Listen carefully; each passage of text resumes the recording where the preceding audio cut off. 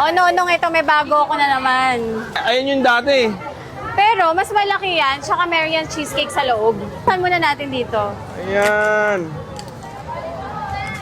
So, hindi siya yung katulad ng mga nauso dati? Hindi, kasi yan may cheesecake yan sa loob. Ito, inspired ulit sa Malaysia. May gumawa nito na coffee shop sa Malaysia. Tapos sabi ko, uy, pwede ah. So, ginawa ko, tinry ko, and nasarapan ako. So, I'm sure masasarapan ka din. Pwede makita ng malapitan para makita nila. Ayun, meron siyang cheesecake. Tsaka pistachio ka Thai-fee. Magkano yung ganito? 250 pesos. Makataruhan ba yon? Oo naman. Ang mahal kaya ng ingredients niyan. Ay, kasi di ba marami nagsasabi ng mahal yung Oo, ano? cheesecake pa lang, burnt bus cheesecake yan. Tapos pistachio ka Thai-fee pa isa tayo. Ayan. So, ikaw palang meron na ito sa? Fusion Alley. Sa mga gustong Ewan ko kung meron na nagtitinda na dito sa Pilipinas. Di ako sure.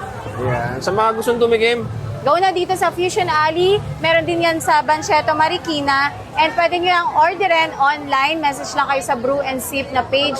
Yun.